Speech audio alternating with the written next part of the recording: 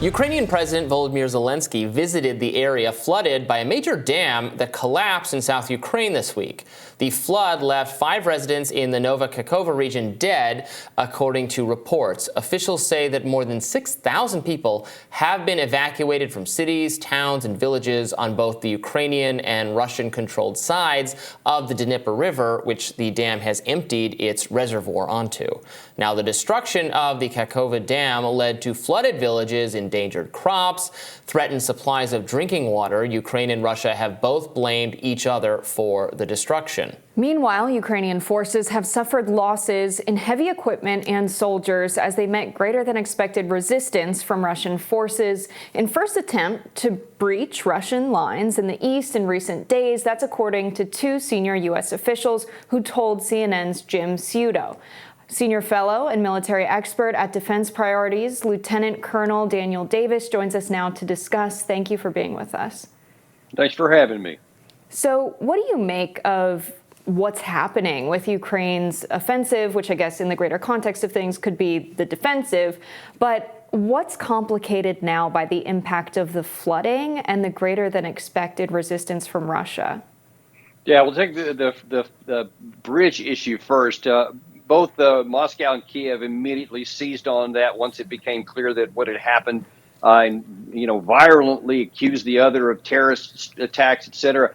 But I think when you look at the preponderance of evidence, the most likely cause of this is actually the weakening of the bridge from the HIMARS attack by the Ukrainian side last November. Actually, they damaged it when it was still under full Russian control, and Russia was actually on that side of the river, and then they withdrew in November.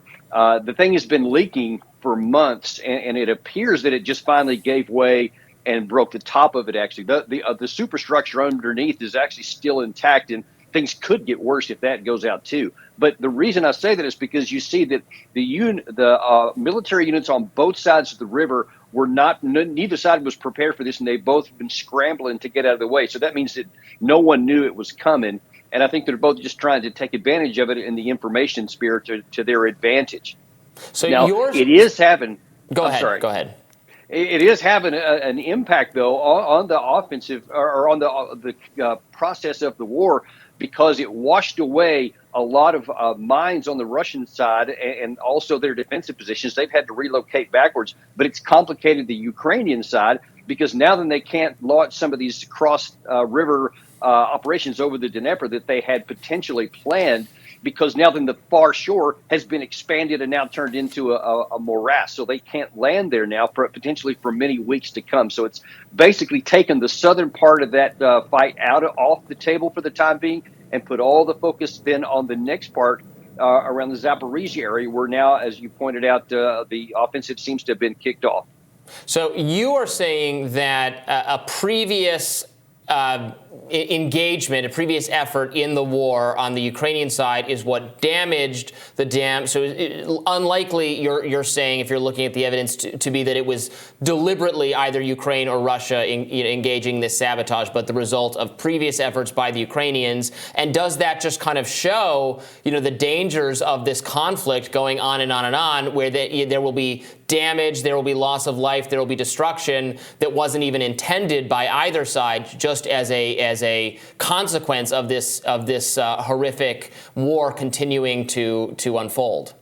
Oh, without question it is. And in fact, one of the secondary problems that's going to come down the line here for God only knows how long is that because of all these minefields that the Russian side had, and probably the Ukraine side too, as far as we know, because now that they've just been washed away, there's no telling where those mines are going to end up. They could be in the middle of streets. They could be in the middle of fields. It could be years before people just stumble on them. But now that they don't even know where they're at, and almost certainly that's going to be stumbled upon by people probably for years to come.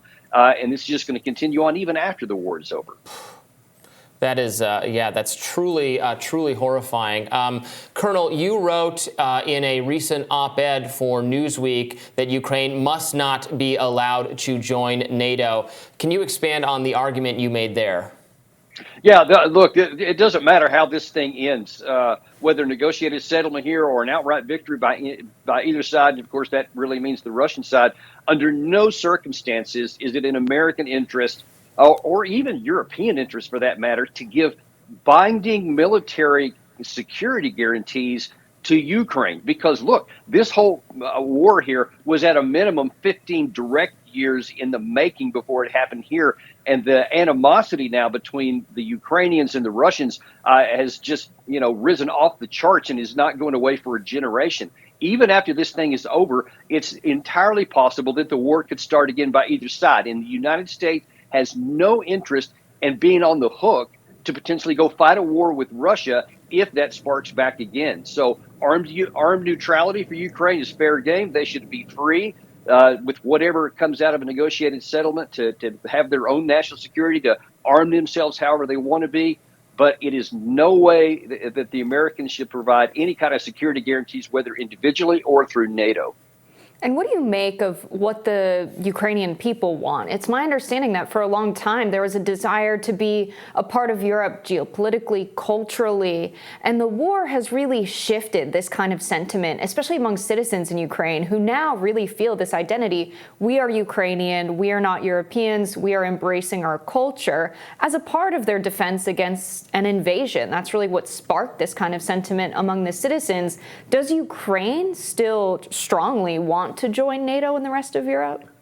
Well, it depends on which part of Ukraine you're talking about, because look, the reality is that in the 8 years prior to this war, there was a civil war being fought flat out between the east and west of the Ukraine. And those divisions have only increased in hatred of one another and in division. And it doesn't matter how this war is ever negotiated to an end, that's not going to heal those wounds. The emotional wounds won't heal for a generation or more.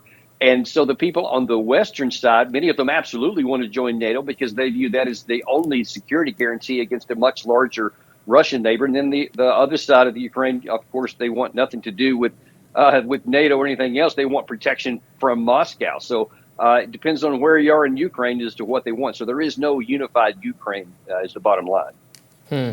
Before we let you go, want to get your take on recent news we've been hearing with respect to Nord Stream. There was a reporting in the Washington Post just the other day about a report obtained by the Washington Post saying that U.S. intelligence officials were warned that there was going to be a Ukrainian attack on Nord Stream. So there's a lot of possibilities now, but more, I think, acknowledgement in the mainstream media that a culprit, that the U.S., Ukraine, something of that nature is likely what had to do with Nord Stream. What are you making of the potential options? Because I guess one reading I have now of the Washington Post report is that perhaps the Ukrainians went ahead and did it on their own. Maybe they did it with U.S. involvement. How has your thinking been affected by the recent news? Robbie, I tell you, I've come to really question anything I hear in the public from either Washington, Kiev, London, because there's so much misinformation and so many things turn out later to be untrue. I think that there's at least a good probability. We can't know for sure. All we know is what's being reported. But I think that there's a good chance that this is basically trying to excuse the United States away from having done this. All the things in the Hirsch report I think are the most plausible because they match what actually happened here. And even at the time that came out, a lot of people claimed, oh, well, this was, potentially some rogue element that did this. And I think this is more, justification from the United States that, yeah, that's what happened. But I'm pretty skeptical. I'll put it that way. Lieutenant Colonel Daniel Davis, thank you so much for breaking this down with us. We've got more Rising Always after this. My pleasure. Thanks for having me.